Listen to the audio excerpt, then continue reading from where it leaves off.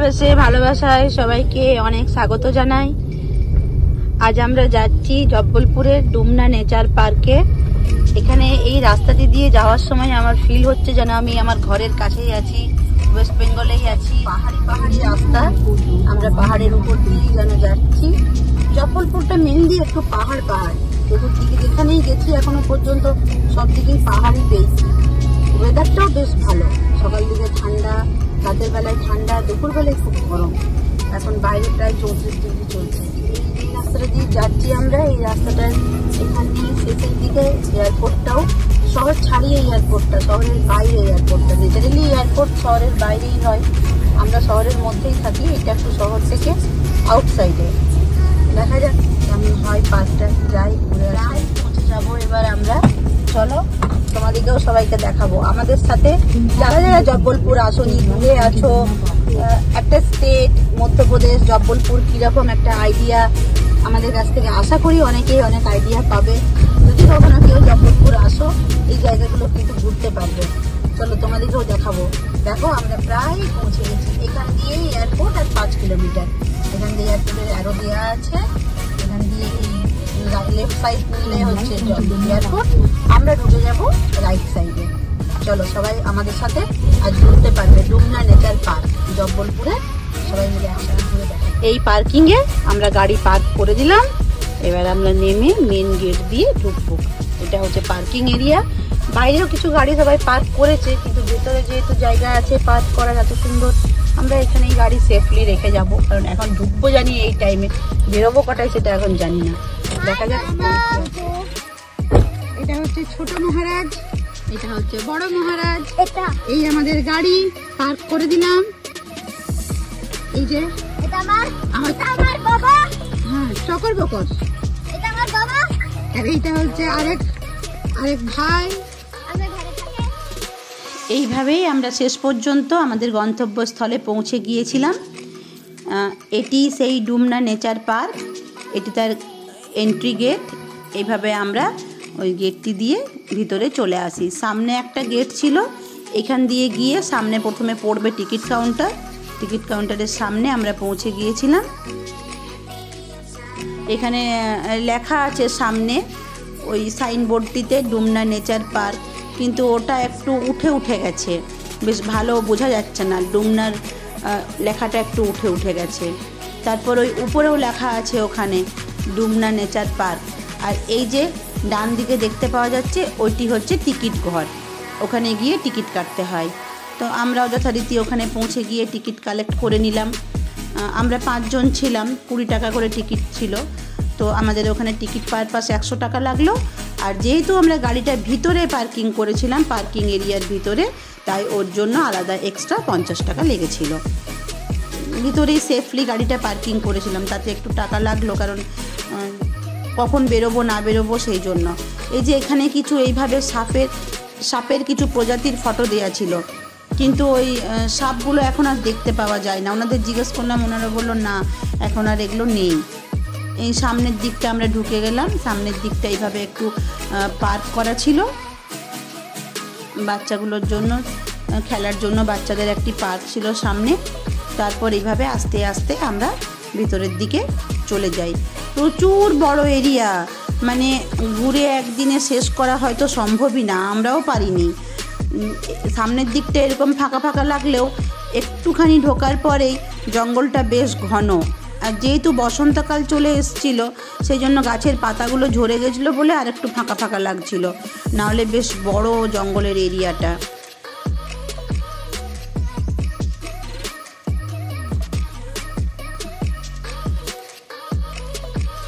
এই যে এখানে এই ম্যাপটি দেওয়া আছে, এই ম্যাপটির মতোই মাঝখানটিতে জল আর চারপাশে জঙ্গলের এরিয়াটা। আমরা আবার দাঁড়িয়ে কিছু ফটো তুলে নিলাম। ও রাজি হচ্ছিল না, ওকে জোর করে দাঁড়িয়ে কিছু ফটো তুললাম। তারপর আমরা আবার ভিতর দিকে আস্তে আস্তে চলে গেলাম। আমরা সেভাবে পাখি টাখি দেখতে পাইনি, খালি প্যারট দেখতে পেয়েছিলাম আর বাঁদর দেখতে পেয়েছিলাম। তবে প্রচুর বাঁদর ছিল জানেন তো।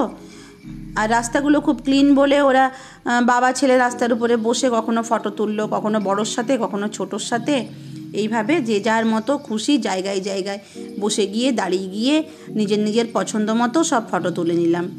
আর ওই যে দূরে দেখা যাচ্ছে বাসটি, ওটি আসলে বাস না, ওটা স্লিপার করা আছে। একদিক দিয়ে স্টেয়ার আছে, একদিক দিয়ে স্লিপার আছে। স্টেয়ার দিয়ে চড়ে বাসের মাথায়, তারপর স্লিপার দিয়ে নামা যায়। আর ওই যে জলের কথা বলেছিলাম, ওই দূরে ওটা একটা বাঁধের মতো, চারদিকে জল আর মিডিলে ওখানে একটা দ্বীপের মতো আছে। ওখানটাতে নাকি প্রচুর কুমির আছে, তবে সত্যি কথা বলতে গেলে আমরা দেখতে পাইনি, কারণ এই সাইড থেকে নাকি কুমিরগুলোকে দেখা যায় না। ওনারা যারা ওখানে আছেন, গার্ড বা নানা রকম কর্মরত অবস্থায় যেনারা আছেন, ওনারাই আমাদের বললেন, তো আমরা দেখতে পাইনি। ওইখানে দেখুন একটা মাঝে দ্বীপের মতো আছে, ওখানে নাকি কুমিরগুলো মাঝে মধ্যে উঠে আসে। এই দিক থেকে আমরা বেশ কিছু দেখতে পাইনি, জলটাই দেখতে পেলাম। আর এই এরিয়াটা রাস্ট্রিকেট করা আছে, এই এরিয়াটার ভিতরে যাওয়া যায় না। তারপর হঠাৎ যথারীতি আমার চোখ পড়ে লাল টুকটুকে পলাশ ফুলে ভরা একটি গাছের দিকে। আমি ভাইকে বললাম, যা কিছু পলাশ ডাল আমার জন্য এক দুটো নিয়ে আয়। তারপরে আবার মনে হলো, বলো ফুলরা গাছেই সুন্দর, আমি নিয়ে কতক্ষণ আমার হাতে রাখবো, তবু ইচ্ছে হলো বলে একটা ওকে দিয়ে পাড়া করালাম। আর আমি সেদিন সেফটি পিন রিং পরে গেছিলাম, ইয়ারিংটার মাঝখানে ওই পলাশ ফুলের একটা গলি নিয়ে বেশ ভালোই লাগলো, যেন একটা পলাশ ফুলের ইয়ারিং পরেছি। আমি কিছুদিন আগে দেখছিলাম ওয়েস্ট বেঙ্গলের ফেসবুকেই দেখছিলাম সবাই বেশ পলাশ ফুলের হার কানের পরেছে। আমারও সেটি থেকে একটি মনের কোণে সুপ্ত ইচ্ছে ছিল, সেটাকেই আজকে পরে সেই ইচ্ছেটি পূরণ করলাম। আর এইভাবে কিছু ফটো তুলে নিলাম পলাশ ফুলের সাথে। আর তো এই বছর আর পাবো কিনা জানি না। তারপরে ওই যে বাসটির কথা বলেছিলাম, ওই বাসটি এইভাবে সিঁড়ি ছিল বলছিলাম না, এই সিঁড়িগুলো দিয়ে ওরা আস্তে আস্তে নিজেরা উপরে গেল। উপরে প্রথমে ছোটটি উঠলো, ও মোটামুটি একাই আস্তে আস্তে, প্রথমটা ভয় পাচ্ছিল, তারপর সাহস করে আস্তে আস্তে উপরে উঠে গেল। আর ততক্ষণে বড়টি উঠে গেছিলো, ওরও খুব ভয় লাগছিল। তারপর আস্তে আস্তে স্লিপার দিয়ে নামবে কি নামবে না চিন্তা করতে করতে শেষ পর্যন্ত আস্তে আস্তে নিচের দিকে নেমে এলো। ওরও ভয় লাগছিল, একটু বড় হয়ে গেছে তো, সিঁড়িটা দিয়ে বাসের মাথায় উঠবো কি না চিন্তা করতে করতে তারপর আস্তে আস্তে উঠে গিয়ে নেমে এলো। আর এই যে গুন্ডাটি, সারা জীবনের গুন্ডা, তারপর ও আরেকবার উঠলো, তখন আর ওর ভয় লাগেনি, তখন স্মার্টলি বেশ ভালোই বাসটির উপরে ও বুঝে গেছিলো যে এইভাবে সিঁড়ি দিয়ে উঠে ওইভাবে সিঁড়ি দিয়ে স্লিপার দিয়ে নেমে আসা যাবে, তাই তখন আর ওর অতটা ভয় লাগছিল না, ও নিজেই আস্তে আস্তে উঠে গেল।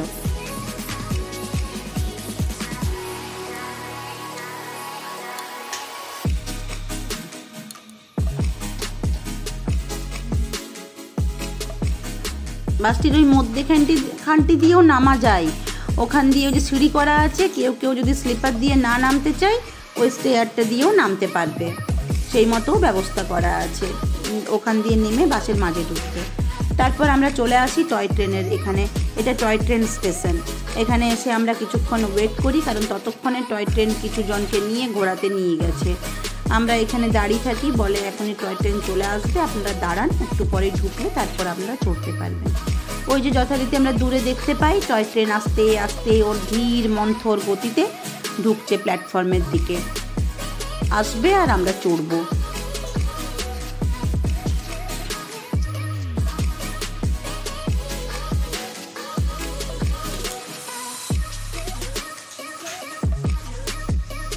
তারপর টয় ট্রেন আস্তে আস্তে প্ল্যাটফর্মে এন্ট্রি নিল, আমরাও রেডি চড়ার জন্য দাঁড়িয়ে আছি। আরও কিছু মানুষজন ছিলেন, ওনারাও ওনাদের বাচ্চাদের সাথে চড়বে বলে এই যে চড়ে গেছি সবাই।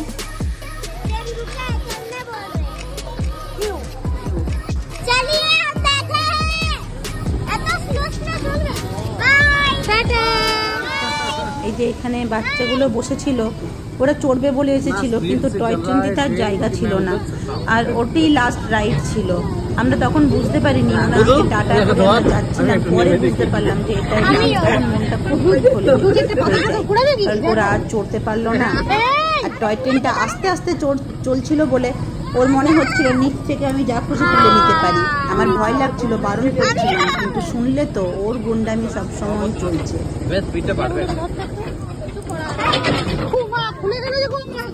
এইভাবে আমরা টয় ট্রেনটিতে বসে পুরো পার্কটির বেশ ভালোভাবেই মজা নিই, ঘুরতে থাকি পার্কে আস্তে আস্তে। ও আস্তে আস্তে আমাদেরকে পুরো জঙ্গলের ভিতর দিয়ে এদিক ওদিক করে ঘুরিয়ে ঘুরিয়ে নিয়ে যায়। আমরাও বেশ চুপচাপ বসে বসে ভালোই মজা নিতে থাকি।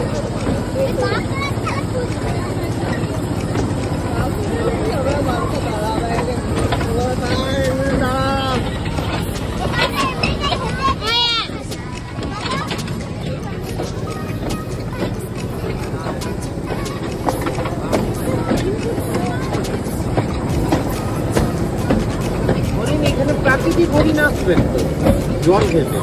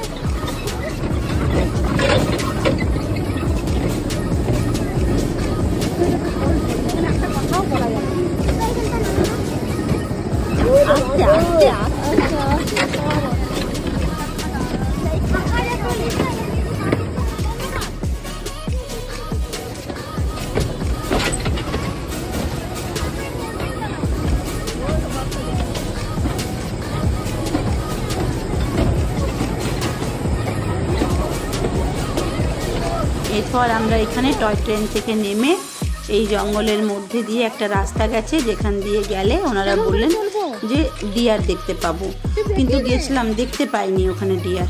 এই যে ডিয়ার দেখতে গেলে কিভাবে চলতে হয় বলছে।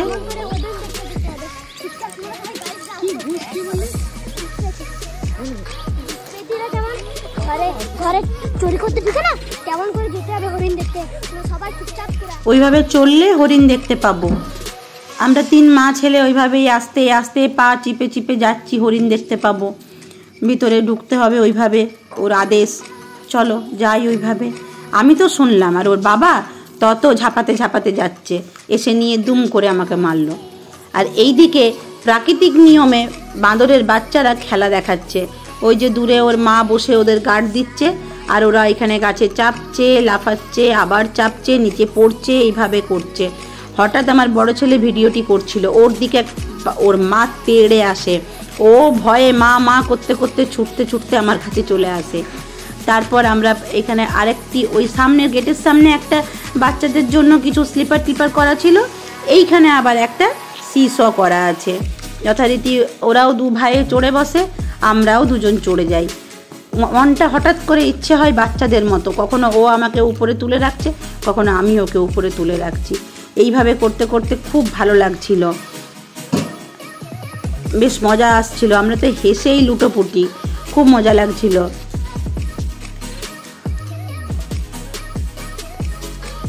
যেন মনে হচ্ছিল আবার ছোটবেলায় ফিরে গেছি। তারপর ওখানে ওর পাশেই ছিল একটা সুইং, ওরা ওটাই চড়ে বসে, আমিও ওখানে একবার বসে যাই, বেশ ভালোই লাগছিল। তবে এই পার্কটির একটা বৈশিষ্ট্য কী ছিল, সব কিছু বাচ্চাদের জন্য হলেও মোটামুটি বড়রাও এই রাইডগুলো নিতে পারে। আর এই যে একটা গোল গোল ঘোরার জায়গা, এটাতে বসে গেলে কিছুক্ষণ ঘোরার পর পুরো মাথা একদম ঘুরে যাচ্ছিল। ওরা ঠিক চড়ছিল, নামছিল, ওদের কিছু প্রবলেম হচ্ছিল না, কিন্তু ওই যে বয়স একটা কথা বলে, আমরা যেই উঠে এরকমভাবে ঘুরছিলাম আমাদের পুরো মাথা ঘুরে যাচ্ছিল। এই যে এখানে ও দাঁড়াতে বলে, ওর মাথা ঘুরে গেছে। তারপর নেমে নিয়ে পুরো যেন মাতালের মতো অবস্থা, পা ফেলা যাচ্ছিল না, টলটল করছিল পুরো শরীরটা। ও নামার পর আমাকে বলে, দেখো চড়ে তোমারও এই অবস্থা হবে। তো অবস্থা জেনেও আমি চড়ি, ভাবলাম আমার হয়তো নাও হতে পারে। ওখানে বসলাম, উঠে দেখি গোল গোল কিছুক্ষণ ঘুরছিলাম।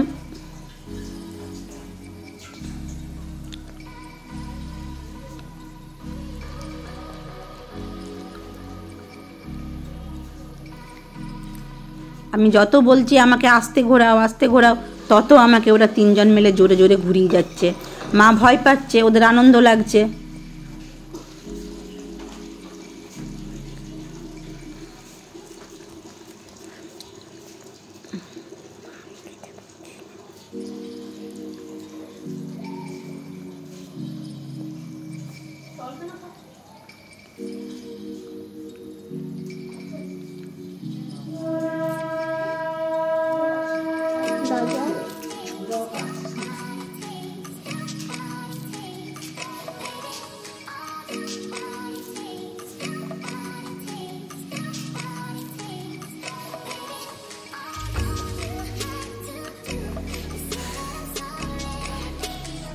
তারপর ওরা দু ভাইয়ে ঘুরতে থাকে। আমি নেমে আসি, আমার অবস্থা তখন খারাপ, আমার তখন পুরো মাথা পা ঘুরে গেছে, আমি একটা পা ফেলতে পারছিলাম না, অনেকক্ষণ ধরে আমাকে ঘুরিয়েছে ওরা। তারপর আমি গিয়ে ওকে ধরলাম, ওখান থেকে ওকে ধরার পরে ওখানে সামনে গাছটা ছিল, গাছটায় ধরে কিছুক্ষণ দাঁড়ালাম। তারপর এখানে মোটামুটি 3-4টে সেকশনে বাচ্চাদের জন্য এই পার্কটি করা ছিল। এখানে আবার বাইরে গেটের সামনে যেটা দেখে গেছিলাম ওই সুইংটাতে আমরা দুজন চড়ে বসি। বেশ বাচ্চা অবস্থায় যেরকম মানুষ করে ছোটোবেলায়, সেই ছোটোবেলায় আমরা ফিরে গেছিলাম। তারপর এখানে কিছুক্ষণ ধরে এইভাবে মজা করতে থাকি। ছেলেরা ভাবে আমরা চড়বো কোথায়, মা বাবা চড়ে বসেছে, ওরা যথারীতি আমাদেরকে ঠেলতে থাকে এইভাবে, আর আমরা এখানে আনন্দ করতে থাকি।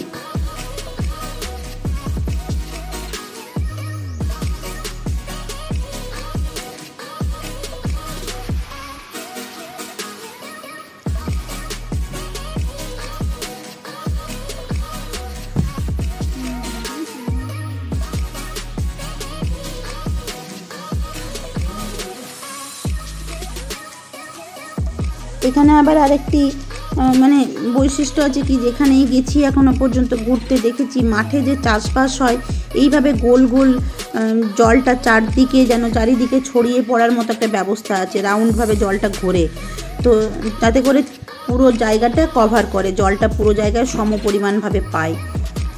তারপরেই যে আমার হিরো দাঁড়িয়ে গেছে কিছু ফটো তুলতে, ও তখন দূরে একটা পিকক দেখতে পেয়েছিল, ওর বাবাকে ওটাই বলছিল। তারপর আমরা ওখান থেকে বেরিয়ে আসি। এখানে বেরিয়ে এসেই গেটের সামনে ওই টিকিট কাউন্টারের অপোজিটে ছিল ইন্ডিয়ান কফি হাউস। আমরা ওই ইন্ডিয়ান কফি হাউসে খাবো বলে ঠিক করি, কারণ ঘর থেকে বেরিয়েছিলাম প্রায় 2টো নাগাদ, তখন বাজছিল 7টা, তো তখন সবার মোটামুটি খিদে লেগেছিল, একটুখানি পেট পুজো করবো বলে এই ইন্ডিয়ান কফি হাউসের ভিতরে আমরা চলে আসি। সাথে বাচ্চাগুলোও ছিল, ওরাও অনেকক্ষণ কিছু খায়নি, তো এখানে এসে ভিতরে আমরা মোটামুটি কিছু খাবার অর্ডার দিয়ে নিই নিজেদের ইচ্ছে মতো। ওই ধোসা, ইডলি আর একটা এগ চিকেন ফ্রাইড রাইস, এই সবই টুকটাক খাবার অর্ডার দিয়েছিলাম। আর সাথে যেহেতু কফি হাউস, তাহলে কফি খেতে হবে, তো সেই জন্য আমরা কোল্ড কফি নিয়েছিলাম। তারপর এখান থেকে খাওয়া দাওয়া করে ঠিক বাইরে বেরিয়ে আসবো, আর তখন দেখতে পাই এই হরিণগুলোকে। ওরা সন্ধেবেলা, কোনো মানুষের অত্যাচার নেই, তাই গেটের সামনে বেরিয়ে চলে এসেছিল। আবার আমরা 2-4টা ফটো তুললাম, সন্ধেবেলায় লাইটিংটা খুব ভালো লাগছিল দেখতে। তারপর ওখান থেকে বেরিয়ে যাই। রাস্তায় আস্তে আস্তে এখানে একটা মন্দির দেখতে পাই, মন্দিরটা দেখে এই লাইটিংটা খুব ভালো লাগছিল। মন্দির আর ঢুকলাম না, বাচ্চাগুলো খুব বিরক্ত হচ্ছিল, ওদেরও ঘুম পেয়ে গেছিলো বলে এখান থেকে দাঁড়িয়েই আমরা একটু ঠাকুরকে প্রণাম করে ওখান থেকেই আবার বেরিয়ে যাই। তো রাতের বেলায় যথারীতি ওই রাস্তাটা দিয়েই ফিরছিলাম, তো লাল পলাশ ফুলগুলো খুব ভালো লাগছিল, রাতের বেলা লাইট জ্বলছে আর এদিকে লাল লাল পলাশ ফুল, কিন্তু সামনে থেকে গাড়ির লাইট পড়ার জন্য অতটা ভালো করে ফটোটা তুলতে পারিনি, কারণ আমি আর দাঁড়িয়ে তুলিনি, যেহেতু জঙ্গল এরিয়া রাতের বেলা, সেই জন্য আর নামিনি। তো ওখান থেকে গাড়ির ভিতর থেকেই যতটা সম্ভব নিয়েছিলাম। তারপর আস্তে আস্তে আমরা বাড়ি যাব বলে বাড়ির দিকেই রওনা দিই, আর কোথাও দাঁড়াইনি বা নামিনি, এইভাবেই বাড়ি চলে আসি।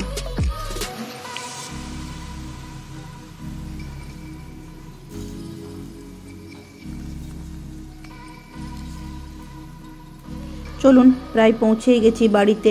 দেখা হবে নেক্সট ভিডিওতে। টাটা, সবাই ভালো থাকবে।